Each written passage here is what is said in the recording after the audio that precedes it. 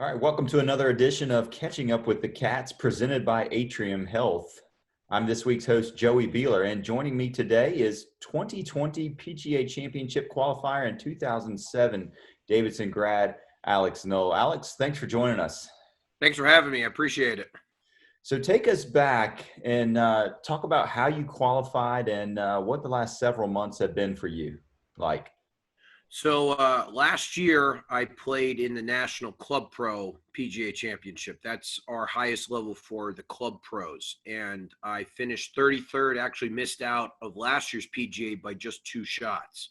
So I was really close last year. And then last fall, I played very well in our Philadelphia Section Championship, which I won. And that win, along with other good events I had last year, I was the player of the year in our section. So those 3 events added up national ranking points, which I actually didn't even know existed until March of this year. So mid-March of this year, our National Club Pro, which was scheduled for Austin, Texas, was canceled at that moment in time due to the COVID numbers. And we got an email on March 16th saying the top 20 on our national points list would be in the PGA in May if they would not reschedule that event. And I clicked the link just to see who was going, and I found my name on it in 11th. So I was like, wow, this is unreal. And then, of course, the next day, they postponed the PGA. So I was kind of back in limbo of what was going to happen.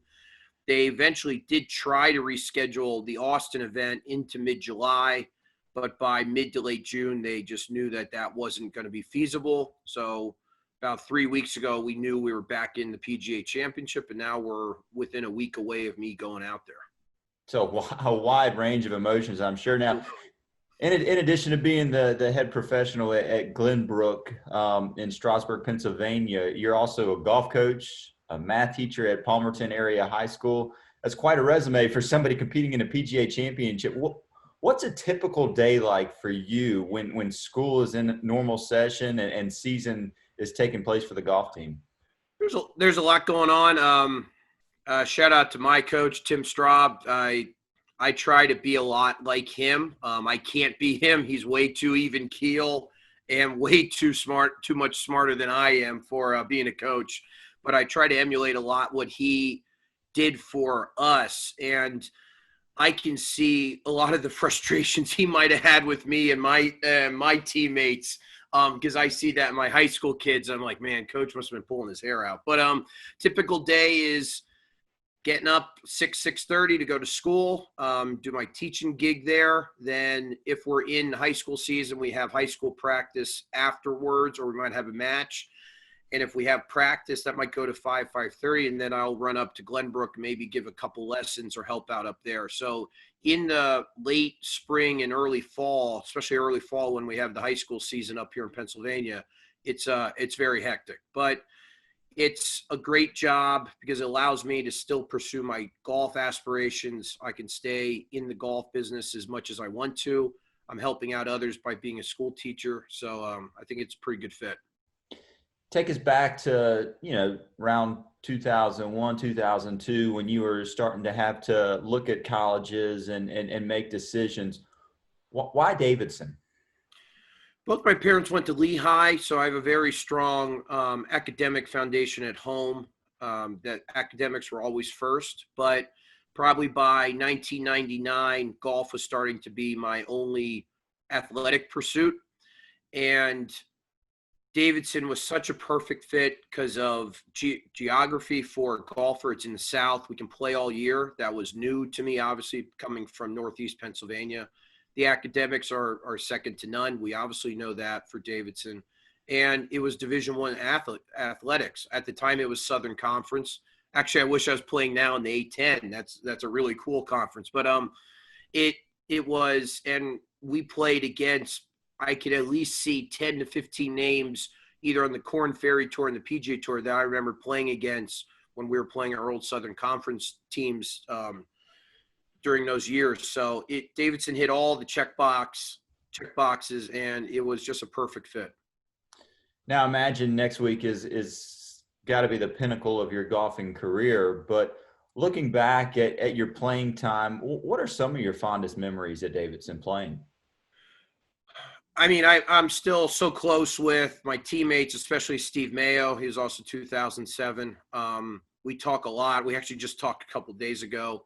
I know Tim Dillon and Christian Davis. They're a couple older members from my team. They're still best friends. They still in contact a lot. I know they've reached out to me already. I remember my fondest memories is just our practices at Davidson. We'd go down to Birkdale. We'd play till almost dark. We'd go to, I don't even know if I can remember the names of some of the restaurants. One good pizza place, something south or whatever. It might not even be there anymore at Exit 25. Or we'd get sushi there at the corner. It's not even a sushi place in town anymore. I don't know. But just those experiences as a team, the van rides to and from the matches, that camaraderie is something you can't get anywhere else. And I do miss those times a lot sometimes.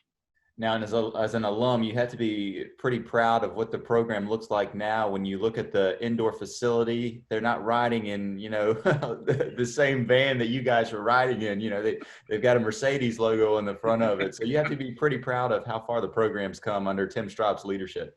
Yeah, Coach has done an incredible job with the team. I remember we were, I'd been our junior or my sophomore year when we finished third in conference, and that was the best finish for maybe a couple decades coming into that. That was when Coach was just starting to really build the program, and he's done an absolute incredible job for the past 15 years since that time. It's awesome. I don't have access to a ton of national players in my area, but a lot of the kids, especially I have a couple up-and-coming kids on my high school team that are already shooting mid-70s in their freshman to sophomore years. And I'm like, look, get out there to play national tournaments, get your resume out, and they're both good students. I'm like, Davidson's a good fit. Just keep that on the list, and obviously I can call down there for you. And the program's awesome. Just being an alum of the school is a great feeling. I always love when we say it in PA. They're like, do you mean Dickinson? I'm like, no, Davidson in Charlotte. So I said the place Steph Curry went to. So that's always an easy sell for anyone. Then they want to know some stories. Now you mentioned, how much, Tim impacted you and who you are now in your game. He had a chance to play in the U.S. Open. Have you had a chance to pick his brain a little bit? And if not, talk a little bit more about some of the things you learned from him as far as the game, the mental aspect, and how much of that sticks with you today. Coach and I reached out a couple times past month or so about this event. I remember a lot of things Coach talked about with us for the 4 years. He was such an even keel player when he'd come out and play with us in practice at River Run, and he would never do more than he knew he could do. And it took me, I was 20 at the time around there. Now I'm 35. It probably took that message to sink in another 12 more years into my own golf game. And I kind of do the same thing now. I'm not nearly as aggressive when it comes to, let's say, a par 5 play. But in college, I was overly aggressive. I remember one event to a tee where we were in Pinehurst, 10th hole, I'm in the trees, and I have like 265 to the green. And I was always a little terrified if he was going to drive up because I always knew he would change my mind from what I wanted to do. And he's like, what are you doing? I'm like, well, I can hit this little cut 3-wood under the trees. He's like, why don't you lay up to 100 yards and hit a wedge and make a birdie that way? And you knew when he said something, you better either hit the perfect shot that you wanted to do or you better take his advice. I laid up, hit a wedge to a foot and tapped in for birdie. He just drove away. It was like, listen to me, I will take care of your game. And I now do those things. That message, that just even keel and playing smart, I would say probably were highlights of his career. And his career was awesome. He won the U.S. Junior at Saucon Valley, which is where I grew up in Bethlehem. So there was a lot of connections there. And yeah, I try to play with those and I try to teach those to my high school kids now. Now, looking ahead to next week, 2020 PGA Championship, TPC Harding Park in San Francisco. Take us through what you think that's going to be like. Kind of lay out your week for us. So Sunday we'll get in. Good friend of mine from the Bethlehem area is going to fly out with me to be my caddy, and that's kind of all I'm allowed to have. No family's allowed to go. There's obviously no fans, so it's kind of very small entourage, so to speak, to head out there. So we'll fly in Sunday, just kind of land, get everything squared away at the hotel, get our COVID test done, then probably just relax. Monday morning, I'm a Callaway Club Pro staffer, so we actually have some media responsibilities when we're out there for the week. So I know I have some of that stuff Monday morning. I'll probably do a practice round Monday afternoon.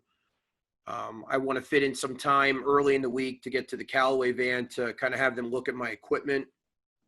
I've never really had a professional fit me, so I'm really looking forward to that because I can only assume what the guys have on tour is obviously not what we see out in the general public. So I'm kind of looking forward to what magic they can perform in those tour vans for my game. Kind of just practice all day Tuesday, Wednesday. I know we have some more media obligations with the PGA of America. They do a lot with the 20 club pros that qualify. They actually have a program now. I just saw some of their TV spots. It's called Team of 20. Already Jack Nicklaus and Justin Thomas have kind of made a message to wish the 20 of us good luck out there. So that's PGA of America's promotion for us. So I'll be doing some of that Wednesday morning and probably one more practice round Wednesday afternoon. And then we'll get to Thursday. And if I do all that, I've been playing a lot here at home leading into it this last month. I feel at least I'm feeling prepared. I'm not saying that's going to translate into anything, but at least I'm not going out there saying, man, I needed to practice more. I feel I've been doing that, and I should be as prepared as I could be. Now, one thing that is not the same is that, there's no fans, the gallery is out there. But in a way, does that make it a little bit easier, a little bit more comfortable when you're on the tee box, that it is more like a normal round of golf considering? Probably. I mean, I still know 50 million people will moan if I miss a 4-footer on TV, but at least I won't hear it. So to speak. No, it should be easier, quote unquote. I hope so. I just want Jim Nance to mention my name one time on the telecast. That would probably be a better realistic goal than maybe making the cut. But yeah, it should be great. I just gotta, if I can, as coach always said to me and us, if you just play your game and do what you do best, that will give you the best chance to succeed. So I'm usually a pretty accurate driver of the ball. If I can drive it well, at least give me some chance on the longer holes to be able to play with those guys. Who knows? And yeah, maybe without the fans there, if I can kind of get into the round, it'll just seem like a normal round. I'm just playing with higher level people. And I've played a little of those, not this type of event, but I played a nationwide event one time. So I kind of know what to expect. And we watch them on TV every week. We know what they're going to do. If I'm with DeChambeau, he's going to be 150 yards ahead of me with the driver. It is what it is. So just play my game. Enjoy the moment. I might never get to this again. Enjoy the 15 minutes of fame here. Get the Davidson word out a little bit more and just go from there. I've got one last one for you, and this one comes from a former teammate. I'm not going to name any names or anything like that, but more pressure. The opening tee shot on Thursday or 3-foot putts on the Covington artificial green with 6 a.m. laps on the line. Absolutely, the 3-foot putt at Covington Green. Now, those were way more difficult, especially if we had to run. I remember after one match, we didn't do so hot. Coach took us on a run all the way to River Run, and some of us on the team thought we were running to a breakfast over there. That was going to be our award. And then when we turned around to come back, we knew that wasn't planned for the day. So I think we played a lot better that next match after that long run. For some of us, it was a killer.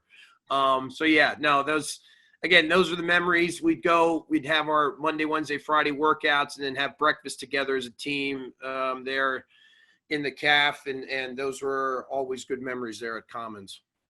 Well, there won't be any fans in attendance next week, Alex, but just so you know, there'll be a lot of Wildcats pulling for you. And we thank you for joining us today and best of luck in the 2020 PGA Championship. I appreciate it very much, and I know the Davidson support is always there, and it's just great to be part of the Davidson family.